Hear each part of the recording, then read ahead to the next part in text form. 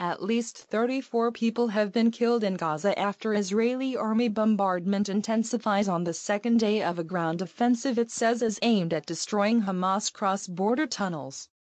Al Jazeera's Stefanie Dekker, reporting from Gaza, spoke of a relentless and constant thuds of tank fire across the eastern border of Gaza on Saturday, with only around 10 seconds between each.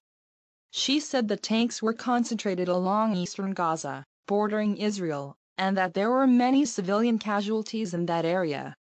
Heavy Israeli artillery attacks were reported by an Al Jazeera Arabic correspondent across other areas of the enclave. Drones, jets and attack helicopters patrolled the skies. The Gaza Health Ministry said the death toll over 12 days now stood at 333. That figure included 77 children, 24 women and 18 senior citizens, and that more than 2,385 people have been injured.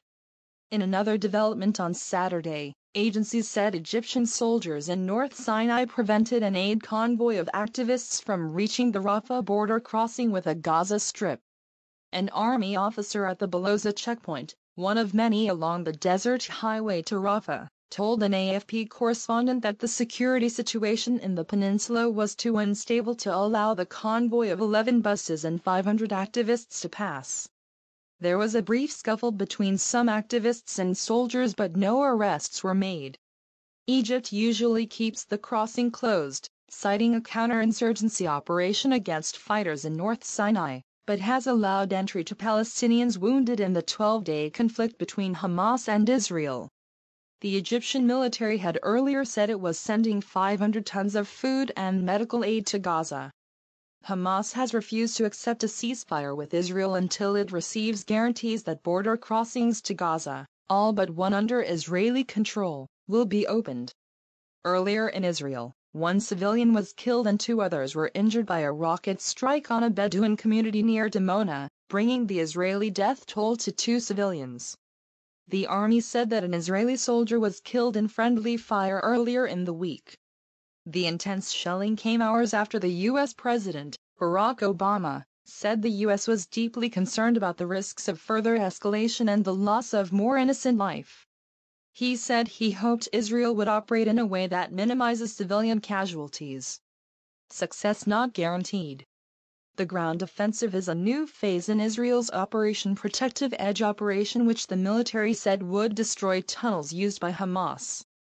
Benjamin Netanyahu, the Israeli Prime Minister, said the ground operation was necessary to deal with the tunnels, but admitted there was no guarantee of 100% success. Interactive, Gaza, life under siege. The offensive failed to prevent an incursion by a tunnel into Israel by Qassam Brigade's fighter on Friday. The attack was foiled by the Israeli military, however, with 1 fighter killed. On the diplomatic front, the Palestinian and Israeli Union ambassadors traded blame for the violence, with Israel's Ron Prosser insisting no other country would tolerate terrorist rocket fire at its citizens. Meanwhile, Ban Ki-moon, UN Secretary-General, arrived in the Middle East on Saturday to bolster truce efforts, AFP news agency reported. Ban would help Israelis and Palestinians in coordination with regional and international actors, end the violence and find a way forward, Jeffrey Feltman, UN Under-Secretary-General for Political Affairs, told the Security Council. 597